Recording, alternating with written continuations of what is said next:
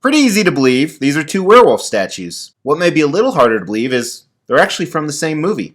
I don't believe it. But what's kind of crazy is they're actually the same character. Come on, don't bullshit me. And they're even made by the same company. It's not possible. Now, obviously, that's crazy considering they look so incredibly different. And that's what we're going to discuss today. And it may be just because of the size. Come again? That's what she said. Welcome to the Extreme Channel, where we love high-end collectibles. I shouldn't say we because my wife hates them. I love high-end collectibles, and we have two statues from The Howling, my favorite werewolf movie of all time. Both are made by a company called PCS. The smaller one, the one on my right, was made probably over 5 years ago. I remember doing the review. It's probably cringeworthy, as some people think my current reviews are. But the one on my left is 1/3 scale, and it is more recent. I just got it in. You can check out the original video review here. I do this thing on my channel called Extreme Rumbles or Extrumbles. It's where we have the same character or a similar character, and then we compare the two statues. And of the dozens and dozens of those I've filmed, this is probably the weirdest one because they are the same character, made by the same company, but they are so incredibly different. I have no idea where this video is going to take us. Hopefully to Raising Cane's or something, because I'm starving right now. So normally what we do is we throw down a bunch of categories and we see which statue wins that category and then which statue wins in the end. And this one's going to be a little bit different than normal. You'll see what I mean. But let's start off with the most obvious category, the base. Now when we look at both bases, I'm not talking about which one is painted better. That could be a totally separate category on its own. Maybe it will be, maybe it won't. We're talking about what I like more. If you recall the large one, the 1/3 scale with the dead random person on it, it's cool it has a dead random person. I think it's a huge miss there is no woods or forest, whereas 90% of the movie took place in that woods, in that forest in the original Howling movie. I also like how the 1/4 scale has a few tributes. You have a dead human, the skull. You have a bullhead. You also have a tree with some mushrooms growing on it. So I really like both. Throwing the paint and sculpt aside, I actually like the 1/4 scale base better. I don't like the exterior of either of the bases, kind of this weird aspect. The 1/3 they tried to meld together with the actual base. The 1/4, it's kind of this museum outer base. Maybe a tree trunk, I don't know. I just don't like either of those, but I'm talking about the top of the bases. We give that to the 1/4 scale. Another category we're going to talk about, whether the sculpted fur looks better or unsculpted. So I'm not talking about paint, I'm just talking about sculpted fur, unsculpted fur. You know, there's not too many statues out there that actually have unsculpted real hair fur on them because it's incredibly hard to do and it's incredibly hard to get it right. But as you look at the different pictures here, this is almost a no-brainer category in my opinion. The fur, the unsculpted fur, looks absolutely amazing to me. I was never a fan of sculpted fur on any of the statues I've owned. I remember also from PCS, I own this American Werewolf in London statue. I no longer have it. It was very similar to this Howling. So we give the winner to the fur for the 1/3 scale. Let's talk about display options. So if you recall with the 1/3 scale, you can change out the teeth if you got the exclusive. Bloody and non-bloody that you're seeing right here. And you can change out the left hand if you got the exclusive where he's holding a hand or he just has his paw or claw. There are no switch outs like that on the other one, but the exclusive has two different portraits, which I think is really cool. Right now they both have the roaring portrait or the howling or the open mouth portrait. I would have loved to see that switch out. I would have much rather had that switch out on the 1/3 scale than the teeth or the what he's holding in his hand.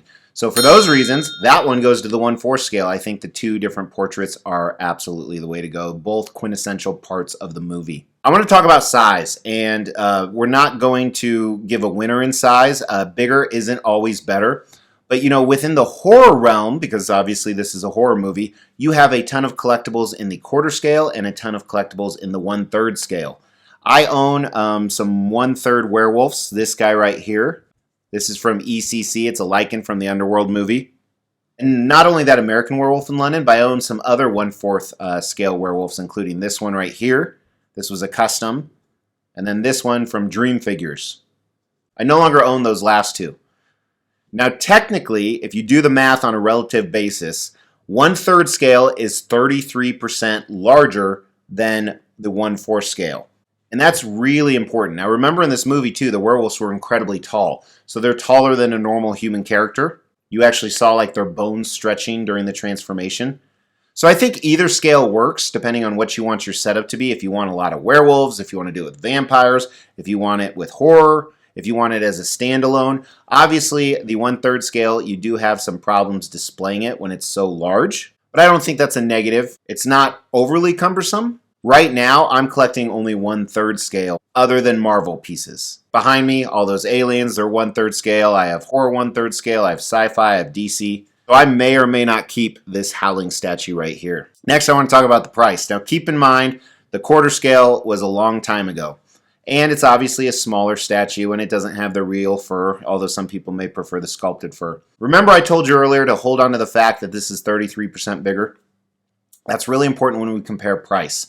Now, while the one on my right was made 5 or 6 years ago, and we've had crazy inflation over the last 5 years, it costs around $500 retail. The one on my left is $3,000. That is 6 times higher, 600% more, and it's 33% larger. So from a cost of material standpoint, certainly the fur costs a lot more, but wow, prices have increased.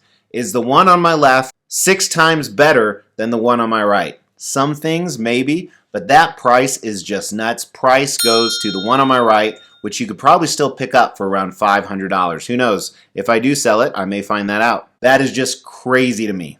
Let's look at the portraits. So while I talked about the switch out portraits, I just want to rank which portrait looks better because I think they both look great. Now again, you could get into all this argument about, well, the fur is what makes it look better on the 1/3 scale. Well, we already judged that, so you really can't judge that. I think the structure of the mouth, the sculpt, I think all that's fantastic. I like how the 1/3 scale, the teeth are jutting out a little bit more. I think that's a little more movie accurate. But honestly, I think both portraits are a tie in my opinion. They both look great. Again, we're taking whether sculpted or unsculpted fur out of the equation. So which one do I like overall? I kind of already hinted at it. I realized that. I let the cat out of the bag, or the werewolf out of the barn. That's how they killed most of them in the end. They locked them in a barn and lit them on fire. Fire and silver bullets in this movie are the only thing that can kill werewolves. But to me, it is the 1/3 scale simply because of the fur. It's more movie accurate. It looks better, in my opinion, than sculpted fur. So that alone elevates it. It makes me wonder if the 1/4 scale had fur instead of sculpted fur. Man, how many times have I said sculpted fur? I'll bet you I've said it more in the last 30 minutes than I have in my entire life combined. PCS has actually been known to make stuff in different scales. And with being such a big statue, maybe they will, although this one hasn't sold out yet. And I remember this one was really hard to get, but a lot more people were in statue collecting back in the day. What are your thoughts? Let me know in the comments. I also put a poll under the community section in YouTube, so you can also vote on there. But if you throw your comment down below, 1/3 or 1/4, that might help you win a statue. Thank you so much for tuning in. I really appreciate it. Yes, we're still giving away $1,000 statues at every 5,000 subscriber milestone. You have to make sure you're subbed to the channel, you like the video, and then leave a comment. We're going to pick a random comment on a random video and give away those statues. In the meantime, check out some of these other videos and my social media. Talk to you soon. Take care.